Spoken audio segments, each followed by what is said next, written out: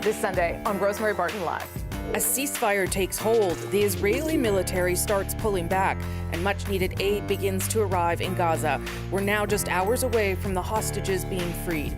We'll bring you the very latest as Donald Trump and other world leaders head to the Middle East. We're going to get the right deal for America, right deal, obviously, from my perspective, for Canada. Canada and the United States are still talking a week after that Oval Office meeting, optimism that U.S. tariffs could ease for steel and aluminum, while new crushing duties on lumber are set to kick in this week. New Brunswick Premier Susan Holt is here on how those tariffs threaten the already hard-hit forestry industry. Protect industries, and protect jobs. Ottawa unveils a new industrial strategy in the face of economic threats from Washington. Industry Minister Melanie Joly joins us, and our Sunday Scrum is standing by to talk about the crucial diplomatic push with thousands of Canadian jobs on the line. It all starts now on Rosemary Barton Live.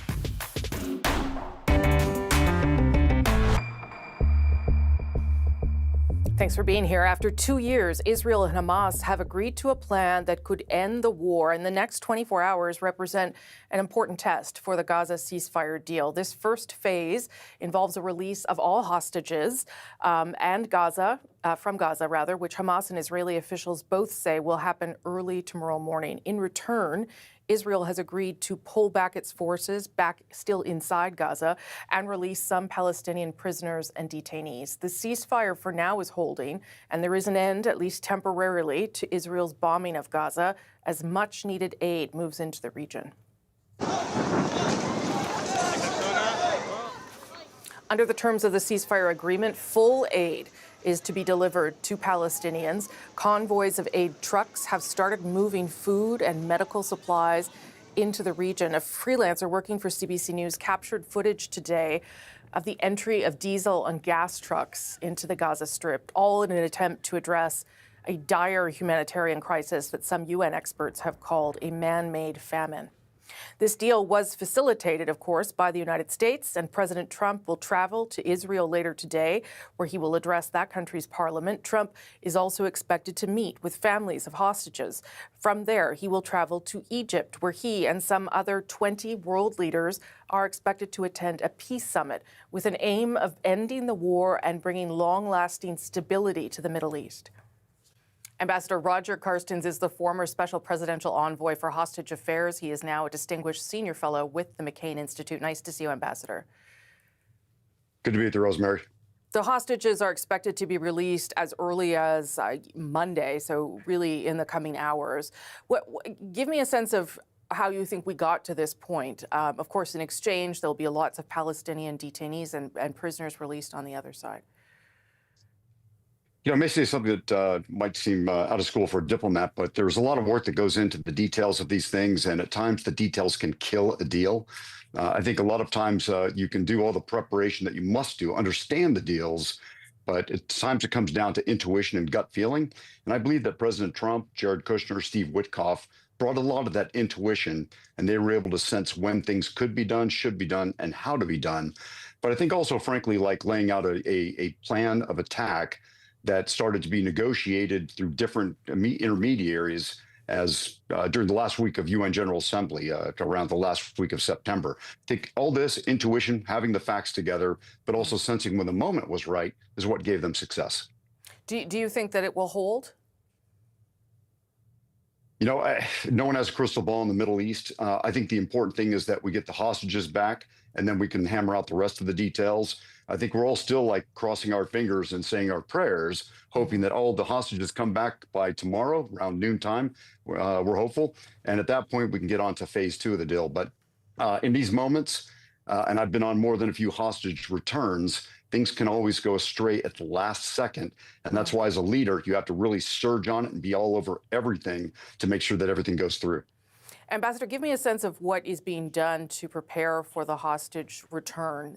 These are people who have suffered immensely for 2 years. What would be on the other side waiting for them? You're going to have something called post-isolation support activities, PISA. And the Israelis have really done a masterful job of becoming much, much better at this.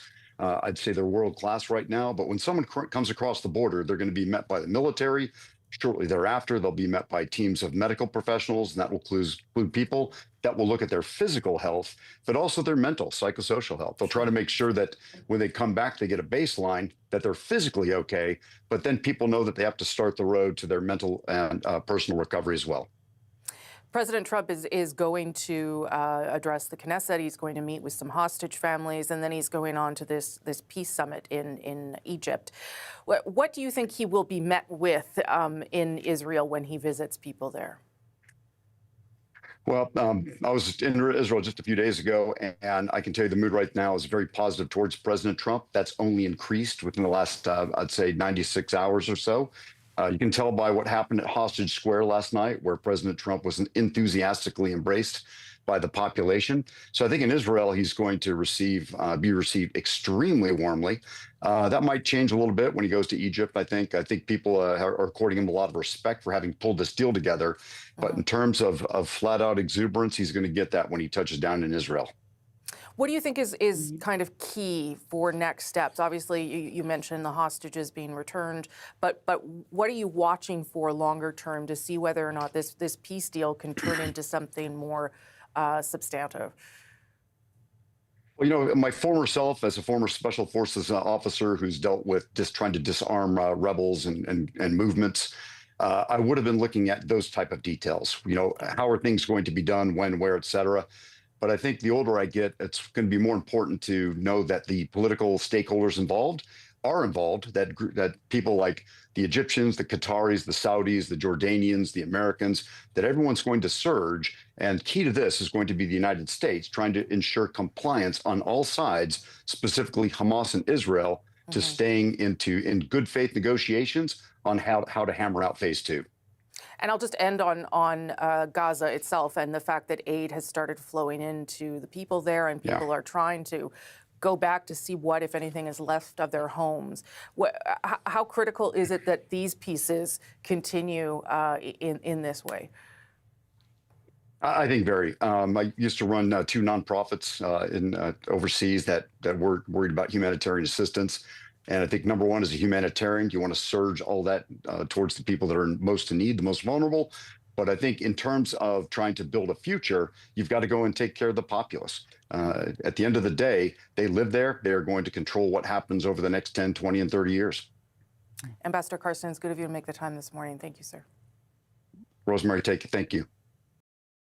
Preparations are underway now for Hamas to return Israeli hostages. Israel is preparing to release 2,000 Palestinian prisoners and detainees as part of that exchange. The deadline officially expires at noon local time tomorrow. That's 5 a.m. Eastern. We are expecting it to happen, though. 48 Israeli hostages, 20 of whom Israel says are still alive, are expected to be released by that deadline. The remains of other hostages may take much longer, Hamas has said. Israeli hospitals are ready to receive those who are alive, and the families are anxiously waiting, obviously, to reunite with their loved ones after an unthinkable ordeal. My next guest is Ahavi Brodich. His wife and 3 young children were kidnapped by Hamas and taken into Gaza after the October 7th attacks. They were released in November 2023 after being held hostage for 51 days. He's since been an advocate for the hostages, some of whom are his friends, pushing for the Israeli government to do more. Avichai Brodich joins me this morning. Nice to see you. It's good to be here. Thanks for having me. How are you feeling? You personally lived through months of not knowing about your wife and children and whether they would come home, and they did come home. How are you feeling watching this unfold in the coming hours? Well, you know, we've been waiting for this for so long, over 2 years. We're thrilled. You know, I think the whole country is thrilled. Wherever you go, you can feel it. You can feel it in the air. You know, I work in a hospital. I'm a nurse. So actually, we're supposed to get some of the hostages to our hospital, to Schneider Hospital in Petah Tikva. So everybody's thrilled all around me wherever I go. And, you know, people are always talking to me and asking me how I'm feeling about this. You know, people around me know who I am, what I've been through, and what my family's been through. And I have to say, we you know, ever since Trump began his role in this. We were all very optimistic, and tomorrow we're going to get it. We're going to see the fruits of everything that he's done. You, as you say, you become known not just for your family story, but you've also become very outspoken about the Israeli government's actions and response, and you kept the pressure, or tried to keep the pressure on the government to get to this point. Tell me where you think there was a failure, I guess, by the Israeli government, and that meant that you had to wait this long. I think they never got their priorities straight. I'm sad to say this. I think the most important thing from the first day was to get the hostages back. We've lost some lives because of all this time that has passed. We know of 42, at least 42 hostages that were taken alive, and that some of them returned dead and in coffins, and some of them are still there. We're waiting for their return, but we know that they were taken alive and they died or were killed in Gaza while in captivity, and it's a horrible thing to know. And this is what these 2 years have cost us. And do you think, you mentioned President Trump there, is that what you think made the difference, or where do you think the difference came from? Definitely. I think President Trump, he knew what the right thing to do was, and that's to get the hostages back. He always talked about the hostages. He met a lot of hostage families, and I think he did all he could to put pressure on Bibi Netanyahu and the Israeli government to do the right thing and to get the hostages back, to strike a deal. And I think he's the one to thank, and he's the biggest story in this. It's President Trump, and we really hope he keeps on going, so we can have a lasting peace. There's been obviously such a big impact on your family. They were held, I think, for 51 days, right? How are they doing? Well, we're in Shfaim. That's we've been here, almost ever since they got back. We were moved a little bit into different homes, but then we settled over here. It's a kibbutz in the center of Israel. Obviously, Kfar Aza is where the Hamas came and massacred us. That's in the more south. So we have a new life here. They have a new school and new friends, and I have a new job. And it's pretty hard. To begin a new life, especially under these circumstances. Sure. Especially now, it's I don't know how to call it, but it's anniversary or whatever word. We have a memorial. Every day there's a different. We go to a different memorial ceremony for one of our friends that was killed on that day. So it's very difficult, especially on these days, but we got such good news, so we have to say we're thrilled, and everybody's thrilled. My whole family, are waiting for Gali and Zivi from Kfar Aza, who have been there being held hostages for over 2 years, and they're going to come back tomorrow. So we have to say, even though, we've lived through this horror, I hope, it's going to be the beginning of the end of this tomorrow. You as you say, it's been hard for your family, and the people who are going to be released have been held for more than 2 years. Given, you're a nurse, you've been working on this issue, how concerned are you for their release, and how difficult that might be for them to get back to some sort of normal life? I know it's going to be very difficult, but I know that everybody's going to give them everything that they need. Everybody in Israel is so thrilled. People are crying. People see me and they start crying. So, we've been waiting for this for so long. They're going to get all the support that anybody ever can give them. I think, we remained united these 2 years. And we're going to be even more united under, when they come back. Everybody is just going to give them everything they need. It's going to be really hard. We don't know what situation they're going to come back. We know they were starved. We know they were abused. We know in horrible ways. you know, they survived. Those that survived are going to get everything they can. And we know, it's going to be it's going to take time to heal, but we're going to heal. We're going to heal as a nation, and we need those hostages back to start healing as a nation. So it's a great thing. Avichai Brodich, thank you so much for speaking with me this morning. I appreciate it. Great. Thanks for having me. Stay, of course, with CBC News. We'll have the very latest on the ceasefire and those hostage release deal. And as they are released in the hours ahead, you'll want to stay with CBC for all of that. Back here at home, Canadians are waiting for any news of relief from U.S. tariffs. Prime Minister Mark Carney met face-to-face with the U.S. President in the Oval Office. Industry Minister Melanie Joly was there inside the White House, too. She'll be here with me next on the state of trade talks with the U.S. and on Canada's latest strategy to protect and create jobs. We're back in 2.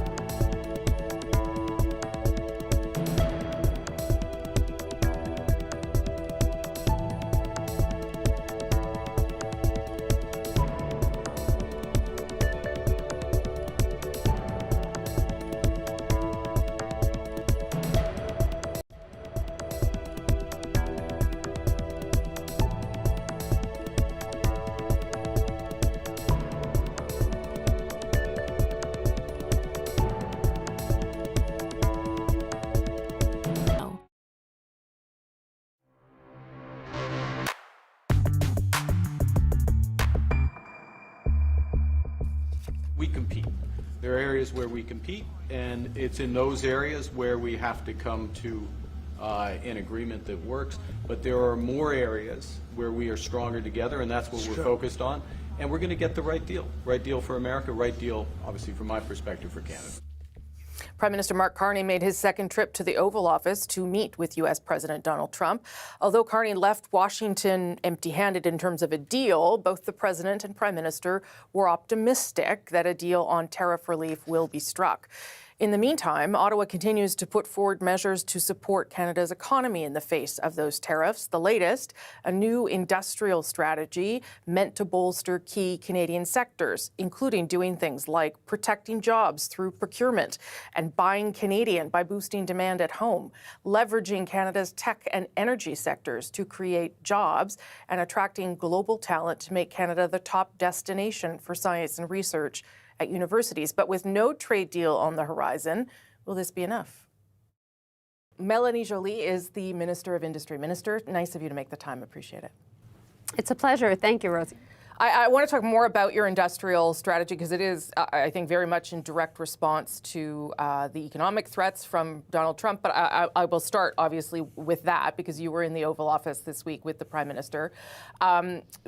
What did you take, and I know you won't go into details of the negotiations, but what did you take away from that meeting in terms of momentum and the idea that we might be able to get some relief in a particular sector?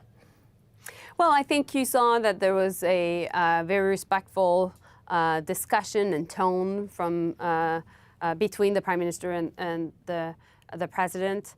I think one of the challenges that we all have as a delegation and the Prime Minister has is, and it's the case, by the way, for all countries dealing with the U.S. right now, is that there's only one decision maker in the U.S. administration, and it's President Trump himself. So it's really important for the Prime Minister to be able to have FaceTime with him, to be able to sit down with him one-on-one, to have conversations, because at the end of the day, he's going to be the one that will be striking the deal. So that was also part of the ongoing engagement, making sure that they could really build on that relationship. And I think that's why the outcome this week was a positive one. Well, we know that, no deal has been struck. We know that negotiations are going ahead in the right direction. I'm glad you made the point about one decision maker because, as you know, Howard Lutnick then went on to give a speech and speak to a Canadian audience and suggested that the auto industry would not be part of any further trade deal. And that, I know, is directly probably of concern to you. How did you take those comments and how concerned are you about the auto sector? Because when the auto sort of stakeholders heard that, they felt like maybe they were being left behind in trade talks. Well, when U.S. officials talk, we need to make sure that we listen and that we take good note of what they're saying. So it's not as if what the Secretary of Commerce has mentioned is not worth listening, although indeed there's only one decision maker, to my point. Let me be clear, and I've said that in numerous interviews this week. Well, after the comments by the U.S. Commerce Secretary, we will fight for every single job in the auto sector. These are our jobs. These are our people. And we'll make sure that we stand with them, that we work with them. We've done so because we had a remission process, which is a way for car companies in Canada to be exempted from countermeasures, which at the time we had in place. And then we've also put on the table the Strategic Response Fund, which is a really important fund of $5 billion to support through strategic investments these different plants. Also, it's important, Rosie, for our viewers to understand that more than 60% of the car making in Canada is done through Toyota and Honda, which are Japanese car makers. And I'll be heading to Japan to have conversations with the global CEOs of these plants a bit later this month. So I've been in contact with Lana Payne, who's the head of Unifor, representing so many workers. I've been in contact with also many CEOs in the sector, including also important voices from the sector, Flavio Volpe. But we need to make sure that we have a very strong stance and a good strategy. So let's pivot back to what you were talking about this week, sort of in response to all of this, the industrial strategy. Explain to me how that is going to potentially make up for a loss of market in the United States or a loss of a trading partner in some sectors. Well, we know we're too dependent on the U.S. That's the case. That's because we've built our economy a lot based on free trade with the Americans. And 70% of our production, nearly, when we export, is going to the U.S. So I presented a strategy which was about protecting jobs, creating jobs, and attracting talent and investment. But at the same time, we just saw Irving Shipyard for the first time in 15 years of building ships for our Navy has made its first order of Canadian steel to Algoma. So that's good news. And we're seeing Seaspan in Vancouver, which is another big shipyard, making another agreement with Algoma. So we need to see more of that. But fundamentally, in terms of creating jobs, what we need to do is we'll have a new defense industrial strategy, which will increase the potential of great jobs for people in different sectors. And my last point is we want to build more great Canadian companies. We have great Canadian companies that have influence in the world. What we need more. We need to scale them up, and we need more of that. What are the policy measures that you will put in place to attract foreign investors, allow for Canadian companies to grow? Like, what are the mechanisms you're going to use? It can't just be, Canadian companies want to help each other. I would imagine they also want to get something out of it. Of course. So when you look at the defense industrial strategy, what we can do is to use the power of procurement, because companies at the end of the day, Rosie, want contracts rather than subsidies. They can plan, they can hire people, they can really be able to invest, do more R&D. The other thing also, to attract foreign direct investments, and obviously we're seeing that through our major projects, $60 billion worth of private investments in 5 projects that the Prime Minister announced in September. So that's also a good way to attract foreign direct investment. And my last point is we want to make sure we cut red tape, that we're able also to offer stability in terms of the environment, because a lot of investors are looking at different jurisdictions and are thinking that there may be sometimes too much risk because of instability. And so right now, Canada has this great potential of attracting capital from the world because of our stable democracy and our good environment to invest. So I'll continue to work on that for sure. Okay, we will leave it there. Minister, thank you for your time. I appreciate it. Thank you, Rosie. Pleasure. Canada is also preparing for additional global lumber tariffs out of the U.S., set to come into effect this coming Tuesday. What will they mean for the hundreds of thousands of Canadians that work in the lumber sector? We'll talk about that next. You're watching Rosemary Barton Live.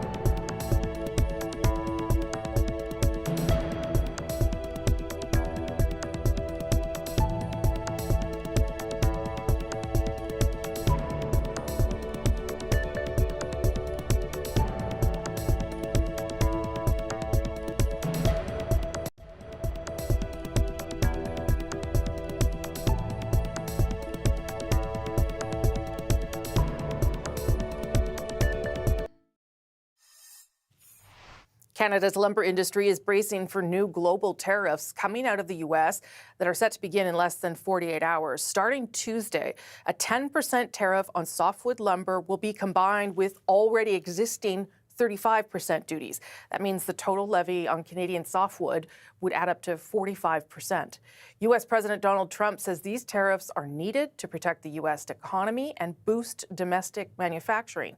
At this point, there's no sign of relief for Canada's lumber industry. Softwood wasn't even mentioned when the President and the Prime Minister faced the media in the Oval Office.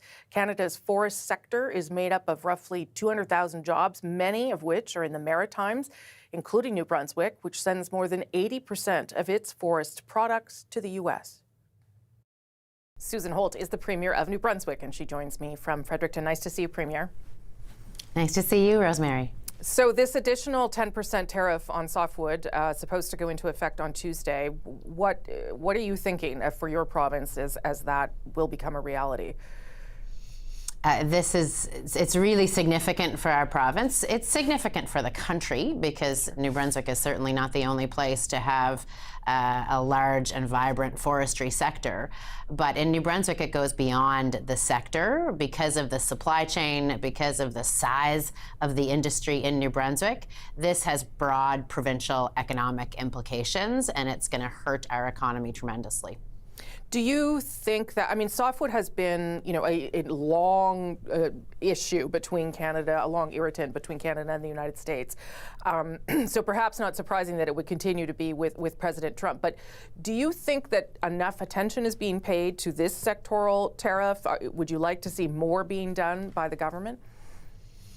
Well, what we'd like to see is the light at the end of the tunnel. There had been hope that we were making progress in the softwood duties removal negotiations, and instead they've gone the other way. Yeah. But I do think that Minister LeBlanc, Prime Minister Carney, Minister Joly have responded to say that softwood is critical, the same as the attention being given to steel and aluminum and automobiles, that softwood is a critical sector for our country and that they are working hard to prioritize this sector and these tariffs and their removal as quickly as possible. The Prime Minister obviously was at the White House this past week and had what seemed to be a positive meeting with the President, although there's no real outcome as of yet. What did you make of the exchanges that you heard and what we learned of sort of where the focus might be right now? Well, the piece that I'm holding on to was their comments that they want to resolve this quickly. Right. Because so do we. Industry in New Brunswick and across Canada has been in a period of uncertainty for almost a year now. We're going on about a year since these tariff threats came in to freeze our economy and have a major cooling effect. And then as they started getting applied and as the rhetoric heightened, the investment climate's been terrible. So the idea that they came out of those meetings with an objective of speed, resolving this as quickly as possible, I believe Minister LeBlanc stayed behind to keep at it and get a deal done. That's encouraging, and so we want them to continue to put that pressure on. We want to see the priority on softwood lumber, and we're going to hold out hope for a deal that's good for Canada and that allows a critical sector for New Brunswick and Quebec and BC to operate competitively. Though softwood wasn't mentioned, it did sound from both Dominic LeBlanc and the Prime Minister as though the progress or the focus was first going to be on steel and aluminum. They are the highest. They have the highest tariff, although softwood will be close to what they have. So, where is your optimism then that softwood is sort of on the radar in the same way?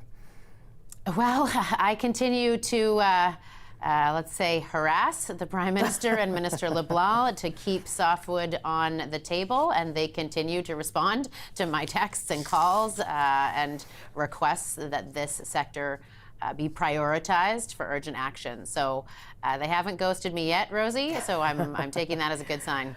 You had said back in March, I think it was, that you wouldn't cut off electricity exports to Maine as leverage.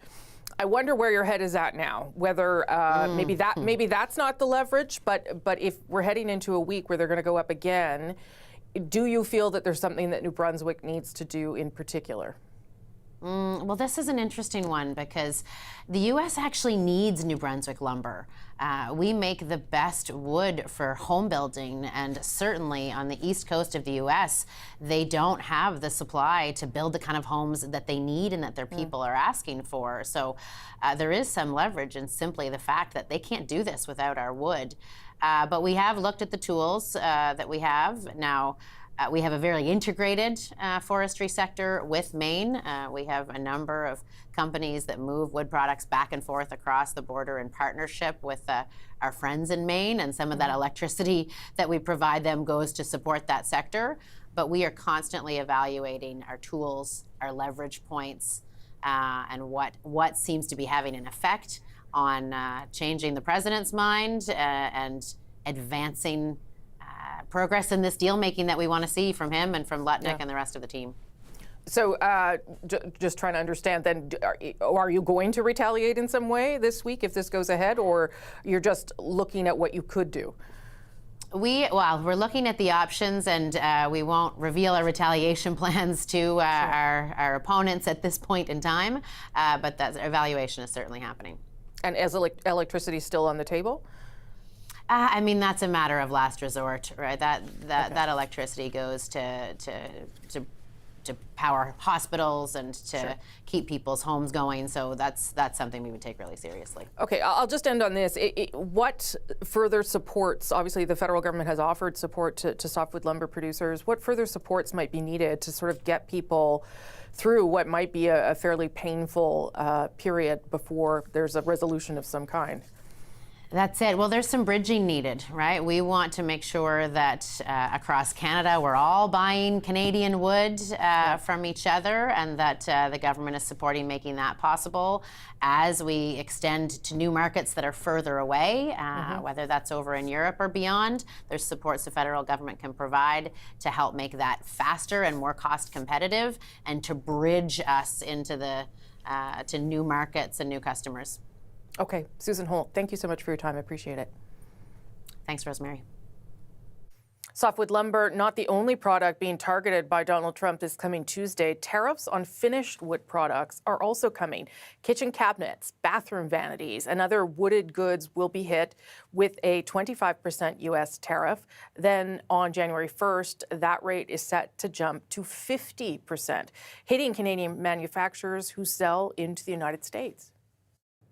James McKenna is the owner of Glenwood Kitchens in Shediac, New Brunswick, and he joins me now. James, nice to see you. Hi, thanks for having me. So these new tariffs are expected next week. Tell me what that means for your company. Yeah, it's a major impact for us. We sell about 20% of our product has been going down to the New England states for a very long time. So it's quite a huge impact for us. What would it mean in terms of your employees? Would it mean layoffs? How would you have to deal with it? So we have about 120 people working for us at the moment. Our goal is to try and not lay people off. We have a lot of immigrants, new Canadians that work for us. We want to make sure that they have a job. It's hard for them to find work right now. So we're going to do whatever we can to keep these people employed. But that means getting into sales mode, finding new markets, and trying to figure a way to recoup this 20% loss.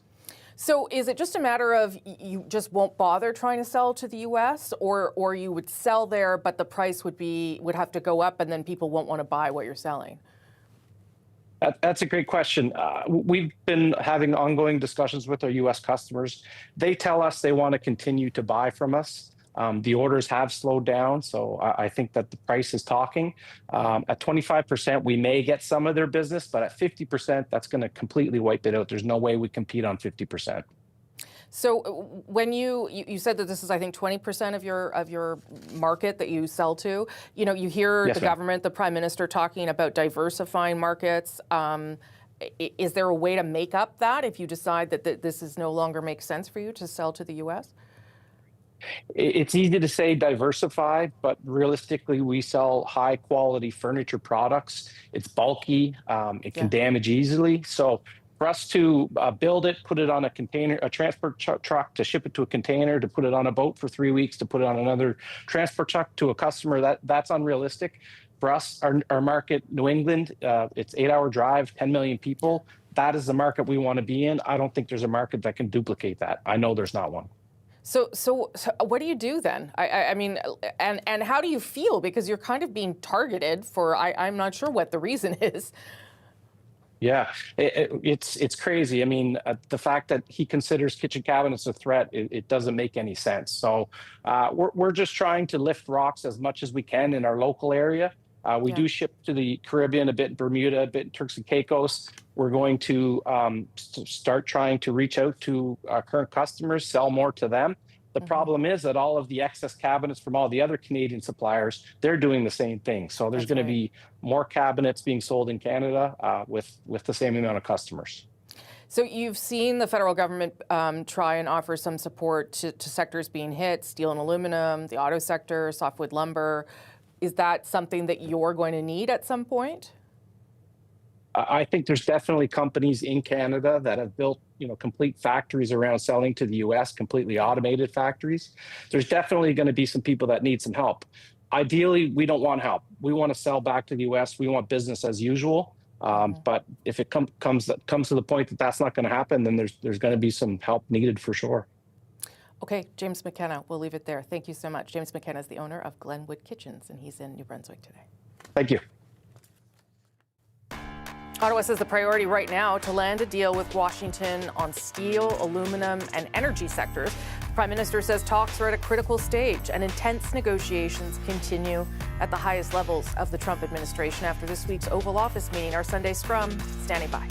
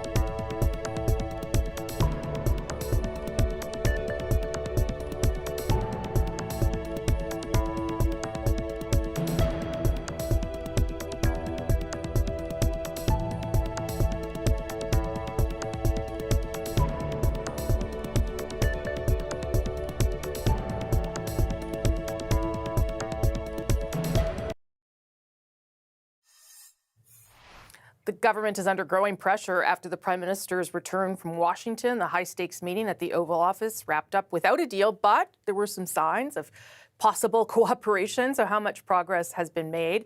What's next for Canada-U.S. relations? Let's bring in our Sunday Scrum. Rob Russo, a writer for The Economist, former CBC Parliamentary Bureau Chief, Sherelle Evelyn, the managing editor of The Hill Times, and Jason Markusoff, a producer and writer for CBC News, and he's in Calgary. Rob, I'm going to start with you. It certainly, the atmosphere was good in the Oval Office, and I think that those things do matter. And Dominic LeBlanc stayed on a few more days to keep talking about steel and aluminum. But at this stage, there is nothing tangible from that meeting. And I wonder whether you think there has to be at some point here soon. Yes, but that doesn't mean that there isn't something. Here's what we know, Rosemary. We know that there is an evolving nature to the relationship between Donald Trump and Mark Carney. These guys are chalk and cheese. No one expects them to be best bros. But the Prime Minister had been urged over the last few months to develop a different kind of relationship with President Trump, where he wasn't always calling him just to complain about trade disputes. And it seems that's the case. Ahead of the meeting, the Prime Minister said that they talk about a whole bunch of things, that President Trump has consulted him on international issues. And he also went on to compliment President Trump in an interview with The Economist, in which he said that the guy's very sharp, very curious, solicitous of his views, and stated the obvious in that he can change the dynamic very, very quickly on issues like Gaza, Ukraine, and international trade. So the other thing, and I think you played a role in this, Rosemary, what we saw out of this meeting is that the discussion between Canada and the U.S. is getting broader and deeper. Your reporting on Keystone was manifest of that. So that told us that despite attempts by the Prime Minister's staff to really lowball expectations ahead of this meeting, some serious work had gone into it ahead of time, which is perfectly normal when you get a meeting like this at the summit. It wasn't just a haphazard invitation at the UN General Assembly that prompted this. Some serious work had gone into it. That field, those discussions are getting broader and deeper. The other reality is that we're probably going to have a lot of trouble with our auto industry for decades to come if this goes ahead the way it looks like it. And, you know, the awkward reality for Prime Minister Carney is he governed in campaign poetry against Donald Trump and the United States, and now he has to govern in realpolitik prose. And that prose is, we continue to need the United States. It remains indispensable to us. Your last guess was proof positive of that. Despite the appeals of overseas diversification in our trade, the United States is hours away by rail and by truck, and it still is the most lucrative market in the world. So Mr. Carney has to make that clear to Canadians. We still need Donald Trump's America. Sherelle, Rob is referring to Keystone XL, which my understanding is was brought up as, here's an area where we can work together, because obviously the president and the prime minister see each other as competition in some sectors. And as Rob alluded to there, autos really does appear to be one of those, with Howard Lutnick telling a group of business people this week that won't be included in a future trade deal. That is not the direction the U.S. wants to go. I mean, that is very troubling, even if Canada gets some relief on steel and aluminum tariffs. Yeah, absolutely. One of the things that we know about Donald Trump is that he loves to win. In any arena, he wants to be seen as the winner. So if there's something that Canada can put on the table to say, hey, if we are able to work on this sector like autos, we can shift and give you something that looks like a win for you on something like Keystone XL, which he had approved and Democratic presidents, tore up the permits for, canceling the project. But in the meantime, I think domestically it does, when you're trying to give Trump that win, it does create some issues at home, because you have people who are worried about the environment, you have people who are worried about more deeply ingratiating ourselves into the U.S. market at a time when we're supposed to be theoretically diversifying away from that. You also have worries from within the sectors themselves and people wondering, are we being thrown under the bus here? You have automakers, you had people like Flavio Volpe kind of calling out premiers in the prairies who are now looking to China and saying we're willing to drop tariffs as Canada drops EV tariffs, and they're saying, hey, don't throw us under the bus here. Yeah. We all want to work together as Team Canada. And you have, New Brunswick saying, we're looking at ways of retaliation. You have Ontario Premier Doug Ford saying, we should be striking back harder, and they want to be read in because they don't know what's happening. So things are starting to fracture. And I think the longer it goes on, the more those fractures are going to become more apparent. Yeah, I think that's an excellent observation, Jason, that splinters are starting to appear in the Team Canada approach. And when you hear the Prime Minister, as he said on Friday, that there might be a CUSMA, a new NAFTA going forward, but there might also be side deals attached to it in these particular sectors. You can see how this could get competitive and difficult for certain industries and for the government. I mean, there were two major takeaways I took from the Oval Office meeting. One was, the great rapport and the two-way rapport, the two-way praise that we were. I mean, a lot of other world leaders have come to Washington to lavish praise on Donald Trump. Not often do them, especially not the Democratic leaders, get so much back as Donald Trump gave to Mark Carney. The other thing that struck me was the extent to which Donald Trump kept on referring to trade in this relationship as natural conflict in a way that you just don't hear other world leaders do. And in terms of the interprovincial differences in tone, the economic reality couldn't be more different. In BC, in New Brunswick, you have severe suffering from the lumber tariffs, perhaps more. In Ontario and Quebec, auto, steel, and aluminum are really hammering their economies. In Alberta and Saskatchewan, their agricultural products and oil products are going south the border normally, which is why because Trump seems to see that product as, we should integrate our North American markets in a way that, for generations, they were doing the same on auto. So, and one of the interesting things about your reporting, Rosie, on the Keystone XL pipeline is the idea that the trade-off, the win for Trump could be buying more products or Canada selling more product into the United States, as opposed to, say, making concessions on other products like dairy or cultural products. I should say that just because I know that some farmers watch, there is canola that is being, they can't sell to China. So agricultural issues remain, although they're not necessarily with the U.S. Okay, I'm out of time. Yeah. I'm very sorry. But that was a very good round. You were all very, very smart. Enjoy your Thanksgiving turkey. Rob Russo, Sherelle Evelyn, Jason Markusoff. Have a good Sunday. Thanks, guys. Appreciate it. Bye-bye, all. Bye. Bye.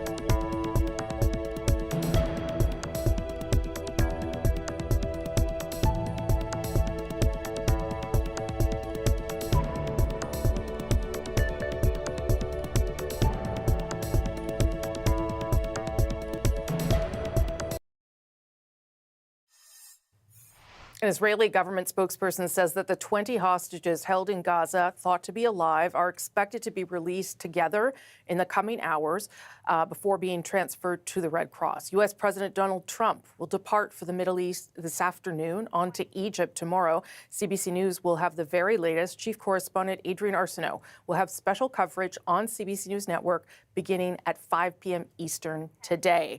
So you can watch that and enjoy your turkey. Happy Thanksgiving. Thanks for watching. Bye-bye.